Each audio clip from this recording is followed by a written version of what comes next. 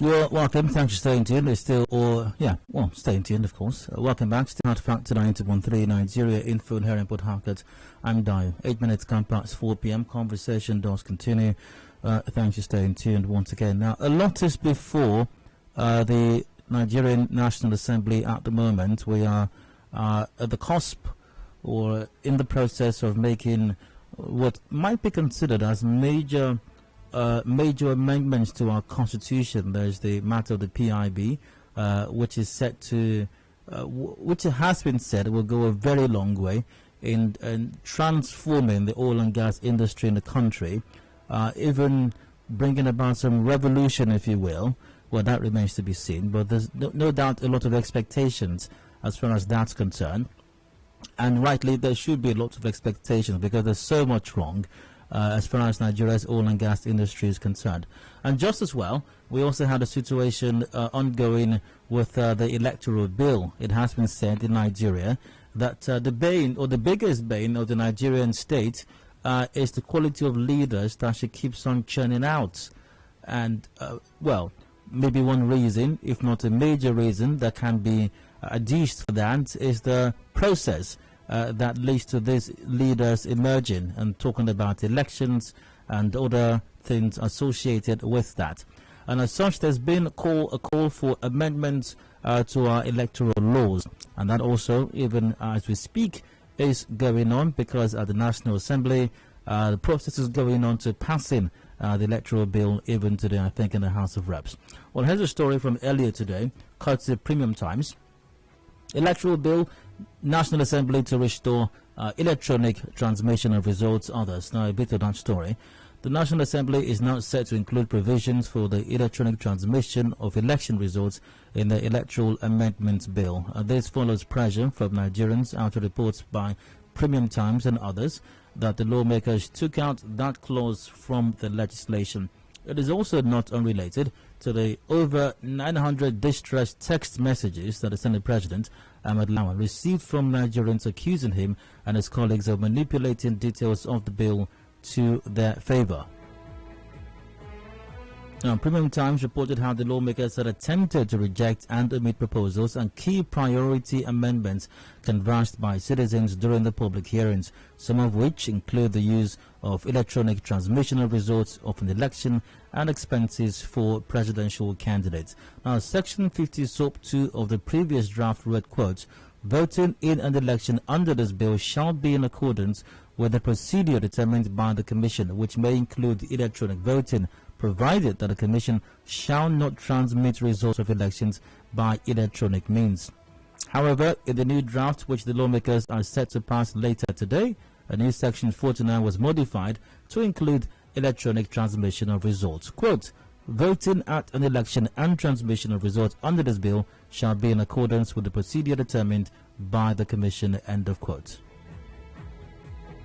Now, although this clause does not clearly mention the use of electronic transmission of results, it however gives INEC the power to decide which method to use, and the electoral umpire has on several occasions canvassed for electronic transmission of results. So there you have it.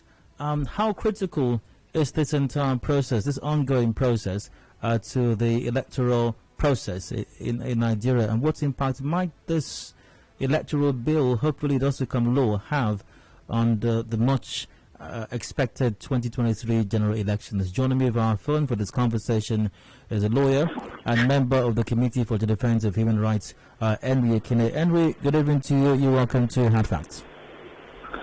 Thank you, Dio. Good evening. Thank you for having me.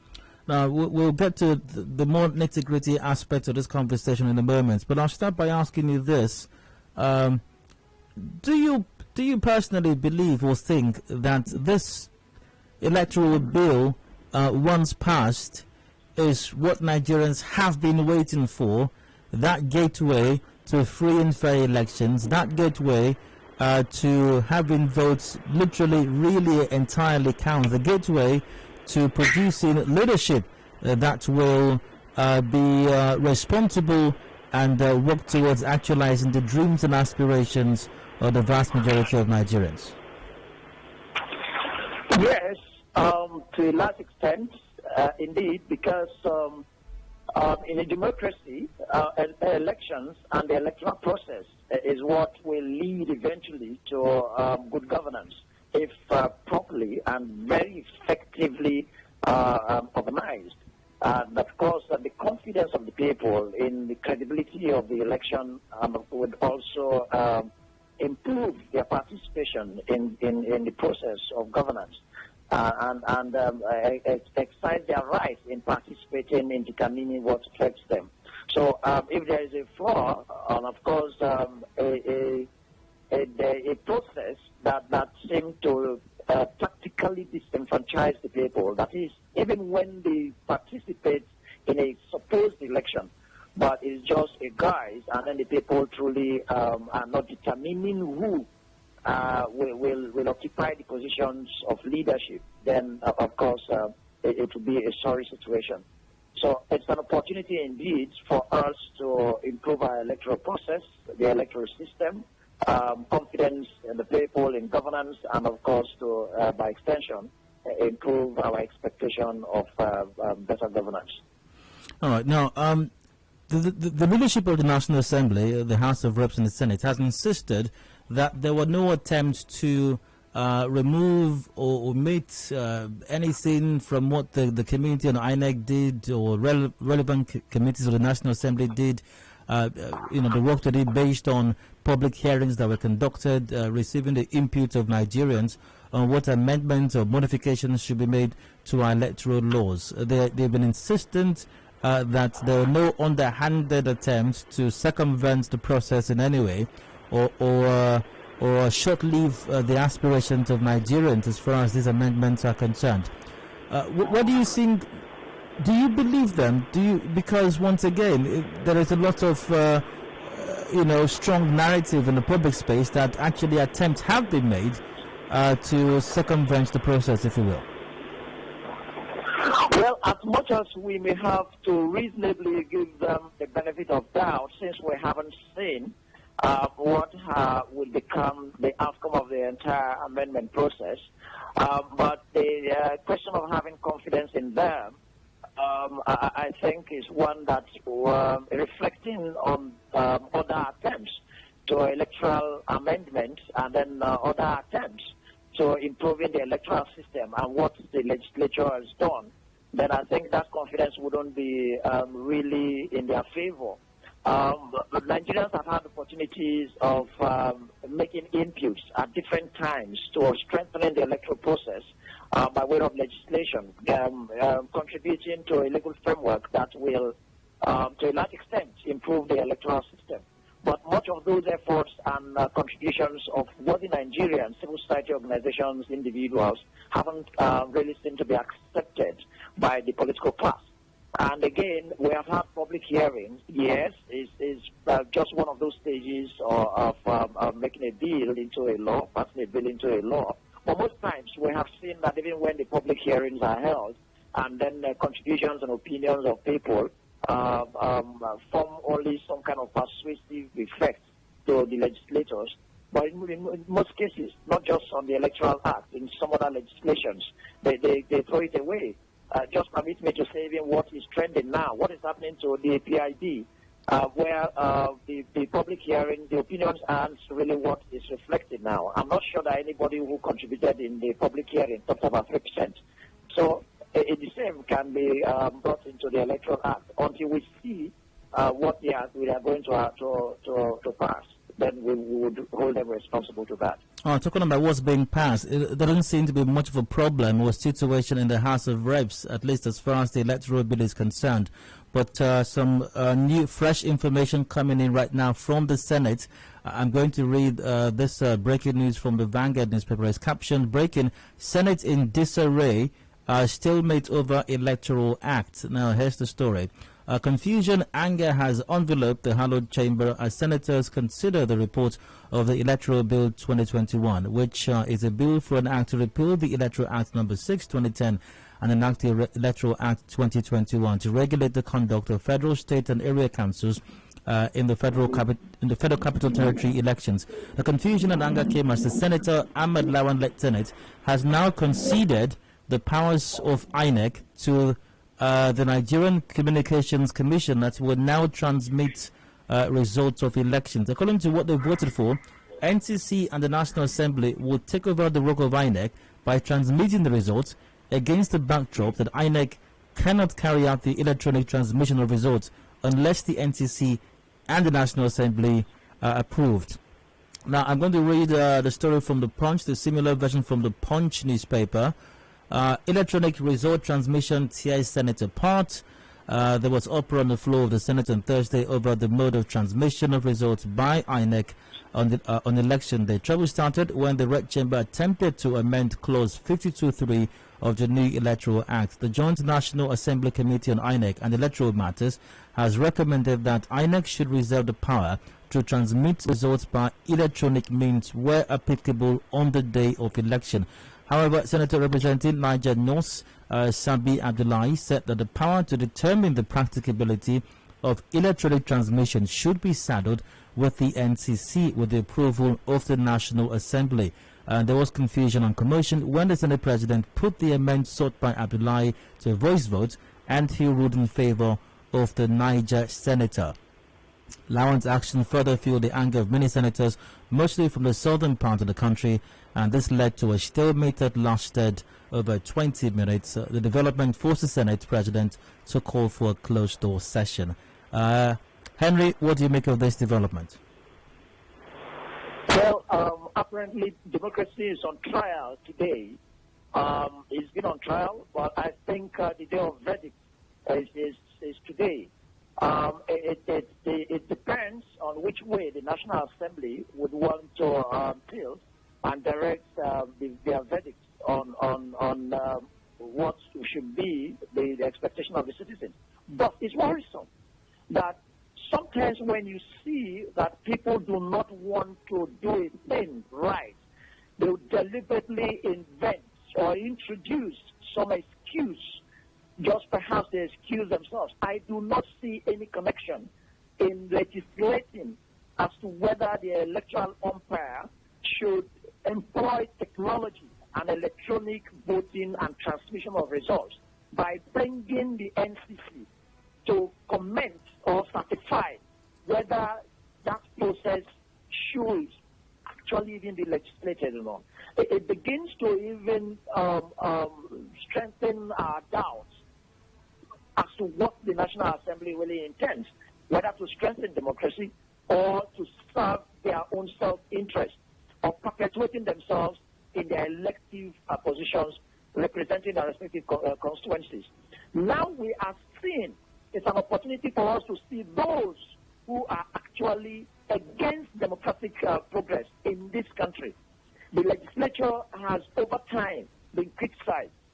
This is the time they have got to exonerate themselves or perhaps bury themselves in the grave of the people.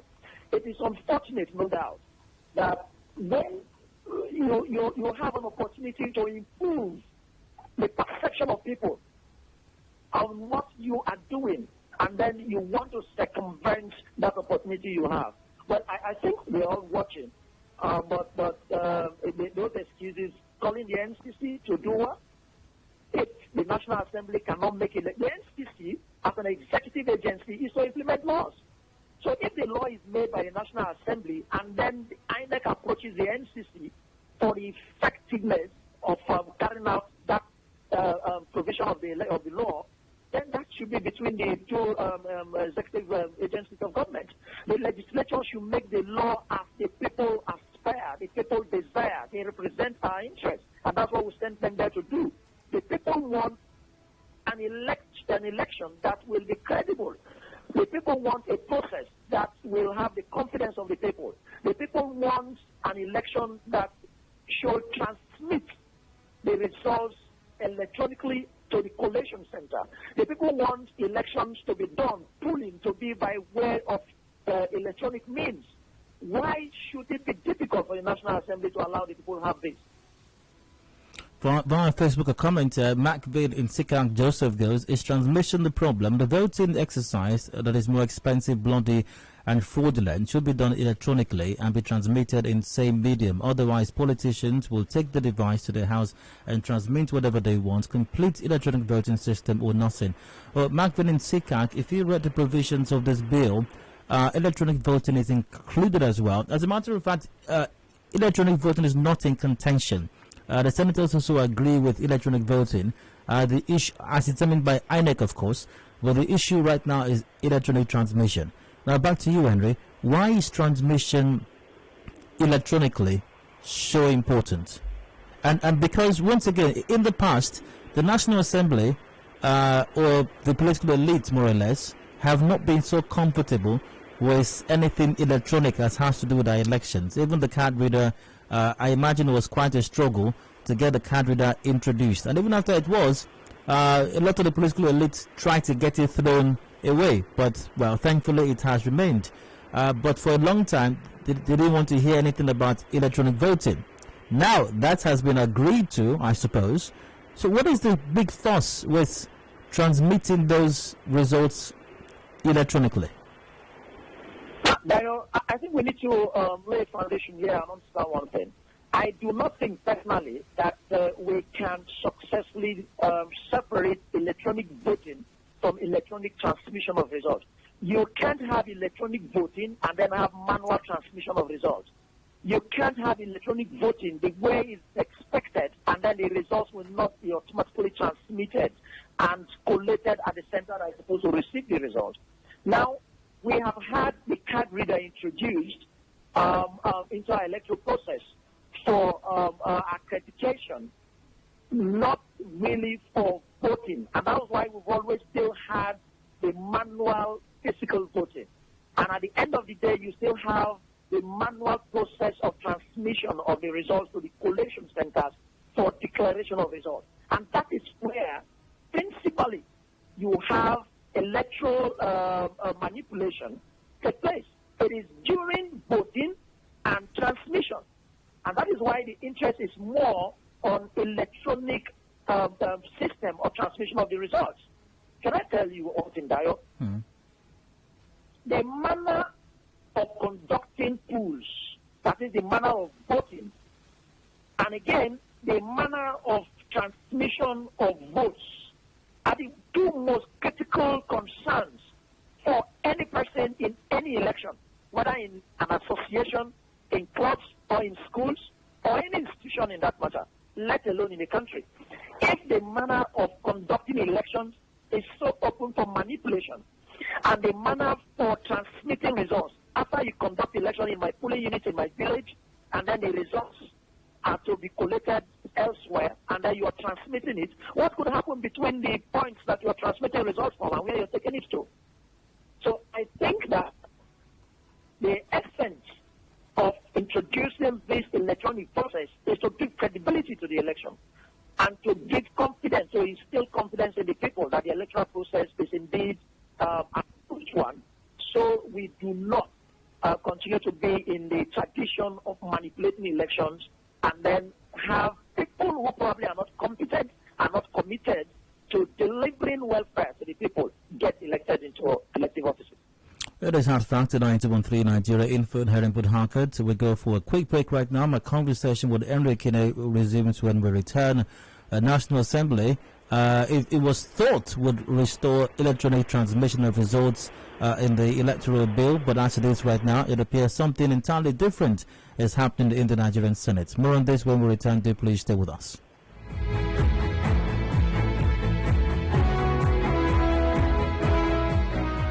Information is a two-way thing. Nigeria Info, it's your turn. Let's talk.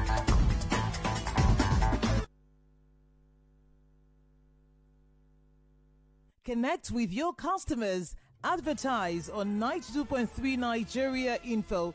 Visit our downtown office at Shop 9, Mediatrix of All Gracies Plaza, opposite FIRS, Stadium Road, Port Harcourt, and book your commercials. Call 0817 001 8162. That is 0817 001 8162. And let us connect you to your customers. Connect with your customers. advertise on 92.3 Nigeria Info, visit our downtown office at Shop 9, Mediatrix of All Gracies Plaza, opposite FIRS, Stadium Road, Port Harcourt, and book your commercials. Call 0817 001 8162. That is 0817 001 8162. And let us connect you to your customers. Connect with your customers. Advertise on 92.3 Nigeria Info.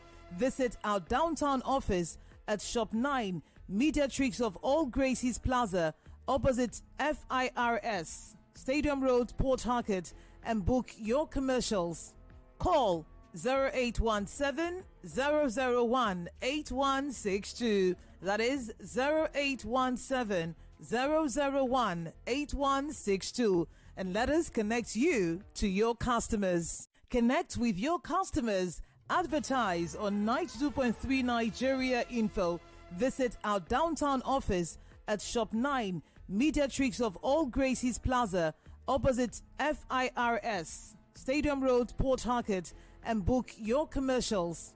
Call 0817 001 8162. That is 0817 001 8162. And let us connect you to your customers. Connect with your customers. Advertise on 92.3 Nigeria Info. Visit our downtown office at Shop 9, Mediatrix of All Gracies Plaza, opposite FIRS, Stadium Road, Port Harcourt, and book your commercials. Call 0817 001 8162. That is 0817 001 8162. And let us connect you to your customers. Connect with your customers. Advertise on 92.3 Nigeria Info. Visit our downtown office at Shop 9, Mediatrix of All Gracies Plaza, opposite FIRS, Stadium Road, Port Harcourt, and book your commercials. Call 0817 001 8162. That is 0817 001 8162. And let us connect you to your customers. Connect with your customers. Advertise on 92.3 Nigeria Info. Visit our downtown office at Shop 9, Mediatrix of All Gracies Plaza, opposite FIRS, Stadium Road, Port Harcourt, and book your commercials. Call 0817 001 8162. That is 0817 001 8162. And let us connect you to your customers. Connect with your customers. Advertise on 92.3 Nigeria Info. Visit our downtown office at Shop 9, Mediatrix of All Gracies Plaza, opposite FIRS, Stadium Road, Port Harcourt, and book your commercials. Call 0817 001 8162. That is 0817 001 8162. And let us connect you to your customers. Connect with your customers. Advertise on 92.3 Nigeria Info. Visit our downtown office at Shop 9, Mediatrix of All Gracies Plaza, opposite FIRS, Stadium Road, Port Harcourt, and book your commercial. Hard Facts with Dio.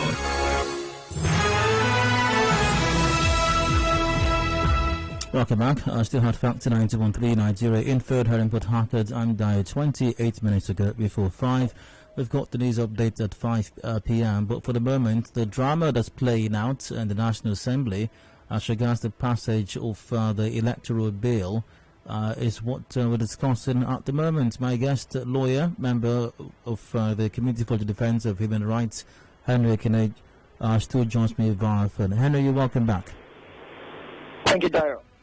Now, it does seem like in the House of Reps, I'm yet to get any fresh information about that, but it does seem like we don't have a situation in the House of Reps as regards the electoral bill, or the relevant clauses that's causing confusion right now, the matter of electronic transmission.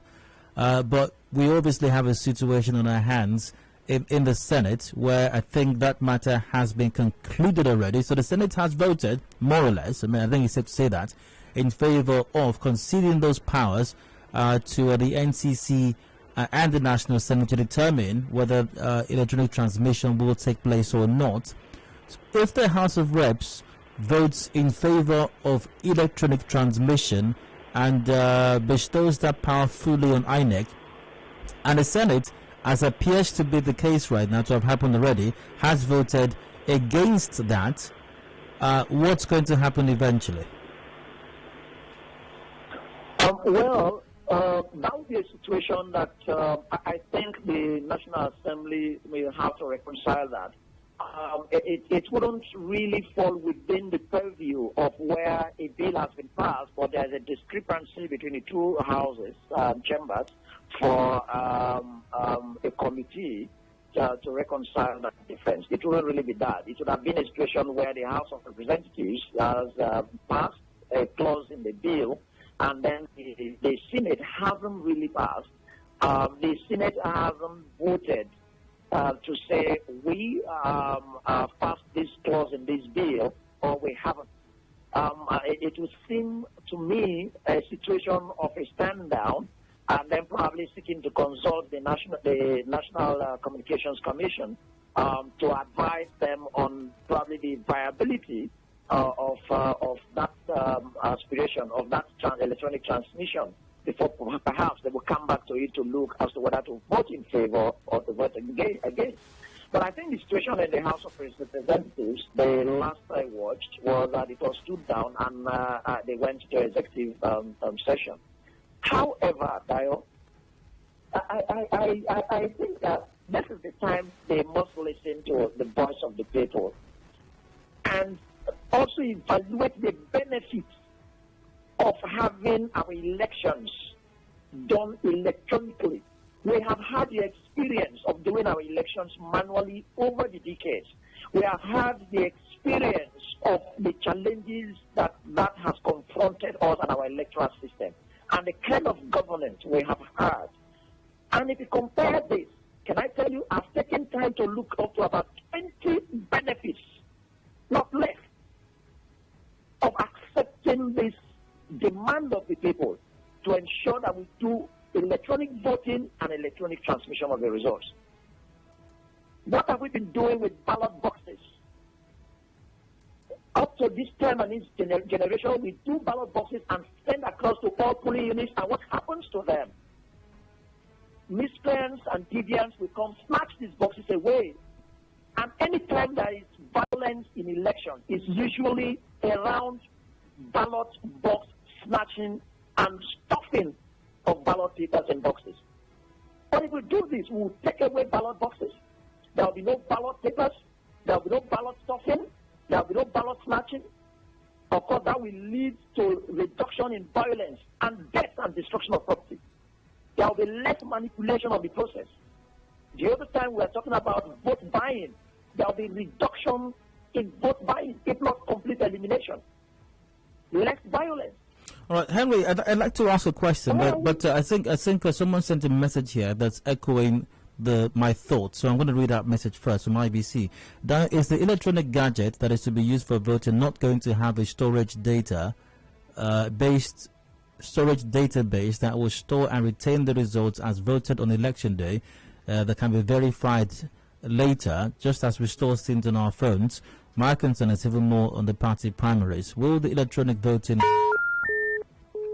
and transmission also be used on party primaries, because that is the elementary basis of full electoral fraud in Nigeria? Certainly, I guess I may need to reconnect with my guest, and Ekine. We'll return shortly. Conversation will continue. Please stay with us.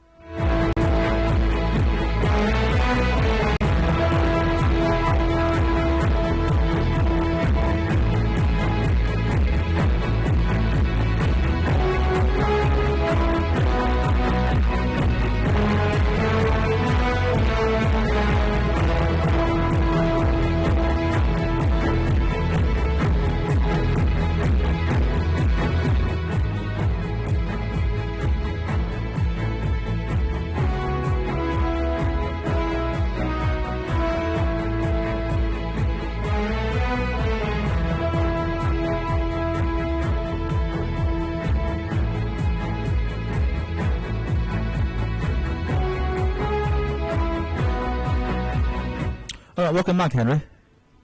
Yes, thank you, Dayo. So I was about to ask a question then. If we have electronic voting, as appears might be the case, because I'm not aware that that is a matter of contention in either the House of Reps or the Senate, the issue appears to be the transmission. Now, the devices that are going to be used for the electronic voting, as the message I read out just a while ago also suggests strongly, very likely would have storage capacity such that whatever the votes cast are will be stored on that device. And I imagine if we go with what the Senate is saying right now, possibly those devices would have to then be transmitted or transported to a central location where the data would then be retrieved from those devices. What is wrong with that? I mean, transmitting from the election site or the polling unit obviously sounds like it's going to be easier, but the data will still be stored on those voting devices nonetheless, I suppose. I think there is still need for an improvement beyond that stage of voting to be electronic, and then every gadget taken again to be transmitted to a point of collation, even if it's going to be done by mere transfer of an electronic soft information to another electronic gadget. The same fear, the same manipulation that would have taken place if they were physical hard copies of documents, ballot papers, to be taken to that collection center. And not forget, there is every possibility of even that material. What if they get missing? What if we are talking about practical experiences we have had, and laws are made to cure mischiefs that have been identified. Now you have a situation where we have had challenges transmitting or transporting the physical materials to the collation center. Sometimes they get missing, they get lost. So sometimes they get commandeered by honorables.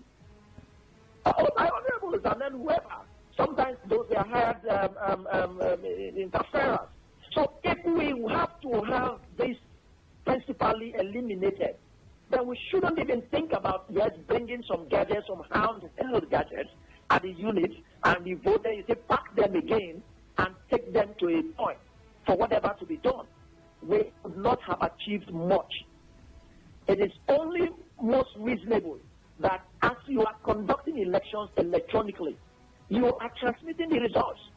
And again, this other method of having to transfer or transport the materials will have the same disadvantages that we are trying to cure, where you will still have costs, you will still have opportunities of stories here and there. So, I was just saying before we went off, some and most of these advantages here would include less of ad hoc personnel. That if you want to transport these materials again to a center, you will still have to have them. You will still have to have the security men, and then the cost of security will still be there. But if we go full electronic voting and transmission, it will take away a huge cost of security. It will take away a huge number of ad hoc personnel. It will take away a huge opportunity for those who would want to steal hijack, because those who snatch the ballot boxes can still snatch those things on the way.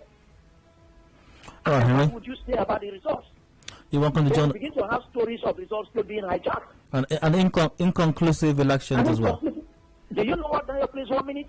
One of the advantages that electronic transmission and electronic voting will give to us is that there will be significant reduction, if not complete elimination, of inconclusive elections by reason of ballot paper snatching, of violence in election units or in places, and all that. Another advantage is that there will be promptness in release of results. Now, it means that after voting, even if it was electronic, but you're waiting for the materials to be transported somewhere to be collected again, there is still that delay. But there is promptness in transmitting the results. They are being. Henry, I must take calls right now. Join the conversation. Lines are open: 0817 93 0002 or 0003 or 0007. We're live on Facebook.com/Nigeria Info PH and the WhatsApp on 0809 030 6416. Chris joins the conversation from Aba. Hello, Chris. You're welcome. Go ahead. Yeah, Dayo, good afternoon, sir. Go ahead, please. Yeah, National Assembly. These people, I don't know if they are trying to play pranks with the intelligence of Nigerians. Because I don't see any reason why there should be this hula baloo with regards to just allowing the electronic transmission of votes, letting it stand. I wrote JAM using the paper and pencil policy. And as at then, the register of JAM was remitting between 100 million and 200 million to the coffers of the federal government as an agency then. But these days, I run a JAM CBT center. There's a huge cost that is saved from printing of question papers these days because exams are done using the computer-based test format. I think it would go a long way in saving costs, running costs of INEC, if results and materials, if results are transmitted electronically. This will go a long way in boosting the confidence of Nigerians. I just wish that National Assembly will see reasons why that should be entrenched. First glad you have for me. Once again, join the conversation via WhatsApp as well. Speaking of which, Malsi Ibibe Jonathan from Ekine Engene goes, if it has been agreed that we are operating voting electronically, then why the argument about transmission? I don't understand this argument. We're looking for a credible election here and not to undo anyone. Why making things difficult and bringing issues where there is no issue? May God help us in this country. About 800 billion naira was allocated to INEC to start conducting elections electronically. I think in this circumstance, INEC should be the one to make the loudest noise about transmitting election results electronically, but they remain mute. For me, it gives me room to suspect them. That's from Jeffenfield. We've got Mark from OGRA. Hello, Mark. Please go on. Okay, good afternoon, Dayo, and the guest in the studio. Go ahead, please. Yeah, Dayo, let me ask. I know that they introduced the card reader policy. Now, one of the senators who argued against the transmission of results argued that in some parts of the country that there would be maybe network and so. That was his argument. Now, if there's a card reader, can't those card readers that have been accredited, after they have voted, as the network that they use in accrediting those software in those voter cards, can those same network be used in transmitting these results to the collection center and to the main database of the INEC? Obviously, it's the same network, Mark. It's not going to be a different network. Okay. Thank you very much. You're welcome. We've got Frank from NTA Road. Hello, Frank. Please go on. Yeah, Dayo, good evening. Okay, go ahead, can you hear me? Yes, go ahead.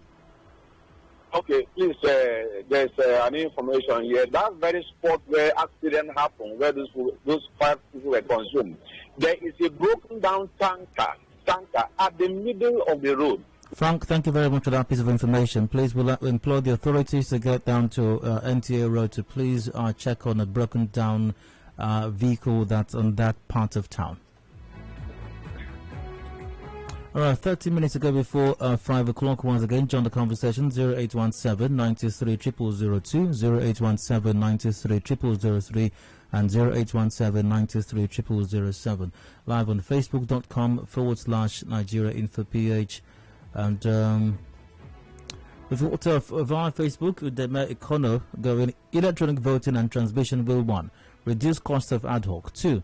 Cost of transportation. 3. Cost of security personnel. 4. Reduce the running cost of INEC, especially in payment of staff and materials.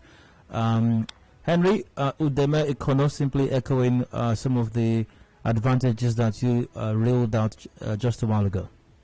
Exactly. And that's the point. It's common sense.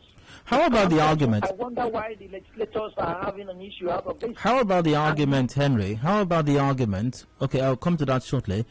Still via Facebook, Larry Bay goes, electronic elections and transmission of results will reduce cost of running election in the country and also stop rigging and fraudulent activities during elections. Complete electronic voting system is the only way we can save our electoral system in the country. Abdulgani Jimo goes,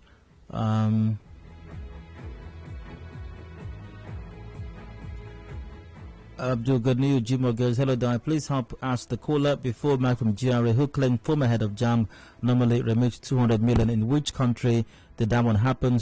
And stop misleading the public. Abdul Ganiyu Jimo, I don't think whether or not, first, that's not the subject of discussion. Second, even if we're to digress a little, I don't think, the exact figure is in contention here. The reason the former head of JAM it has a case to answer in court at the moment is that, if you compare what was remitted back then to the guy who is there right now, it's outrageously different. So whether the caller got the figure right or he missed it by some mark, I don't think is that important, really. Also via Facebook, Kingsley Miller goes down. This is Nigeria, where the unthinkable happens. Even if our elections are done electronically, there will still be places where people would be made to vote against their wishes at gunpoint. Maybe that's a different matter entirely. Now, Henry, to the question I was going to ask, how about the argument that there might be places where we might encounter some network issues? No doubt about that. We don't have a full network coverage in the country. We don't have that, actually. I've had cause to recently travel between Uyo, I think, between Uyo and I recently made a road trip not too long ago, actually, and there were some parts where, I was more or less off the network grid. So isn't that a reasonable matter of contention? Yes, it is of concern, but can I tell you one thing? Because I hold a different view that shouldn't be an excuse. Now, I am very confident that the network coverage will give us more of Nigerians participating in elections than even going this manual that we've been having. You'll be surprised that the reality, because we monitor elections, the Committee for the Defense of Human Rights, we even monitor elections across the country. The reality is that the elections don't even take place in most of our units. The basic reason is because of those places are not accessible. And in those communities, you even probably have access now. I can tell you, even in my village, in most elections, materials don't even get to my village. The last local government elections that we had in River State, I was live on studio, and I was calling from the village to confirm whether materials were there. They're not there. But you know what? We have about 3 mobile providers, networks in that village. We have them there. And the people in my villages, they use phones. I was in the studio calling, and I was communicating with them on phone, but materials were not there because perhaps the place wasn't easily accessible, only from my ward headquarters. Now, I do not think that these are the arguments. They present these arguments not also presenting the facts on the other side. There are several communities that cannot be accessed.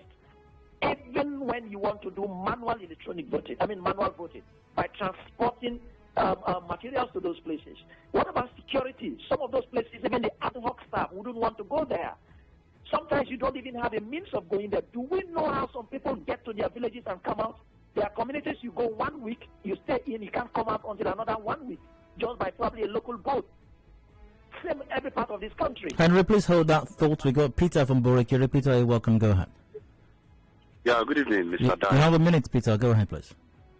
All right. The truth is that this Electoral Act is one of the best way I think our country will get the Electoral Act very correct if being implemented.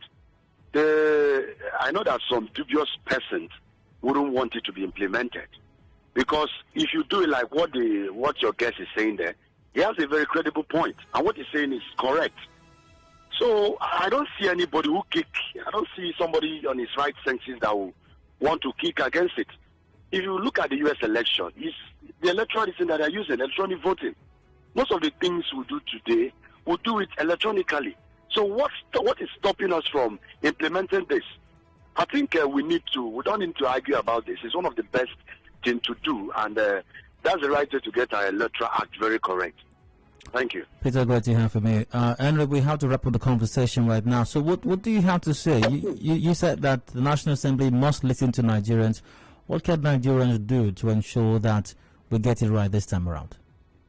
Just what we're doing now, we need to prevail on them and continue to put pressure on them. Call your legislators, call your representatives, and insist on a position if you have the access. But unfortunately, I know that the real situation is that the gap between us and those people after election is such that gulf can be closed. But let me state one thing very emphatically. You know, if we do the electronic, it even takes away this thing that you must be in one crude location to do elections. If you have your phone and where you are, there is no network, and you move to another place, you can do your voting. As I am a lawyer, midnight, once the polls are opened in the NBA elections, I could be lying on my bed and I do my voting.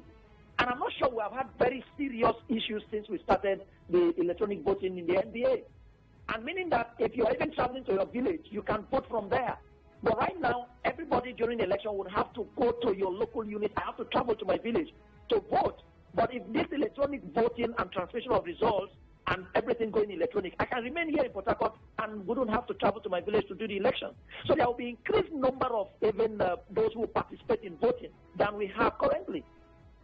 So I think in closing, Nigerians have the right to determine the pattern they want to go. And I've said in the opening that very important and of greatest concern to Nigerians is the manner of the conduct of polls. And secondly is the manner of transmission of results. Every other thing in any electoral law is probably regulating the agency, regulating political party issues, and of course issues of qualification and probably registration of voters. The key critical issues in any electoral law is about how elections are conducted and how the results are delivered.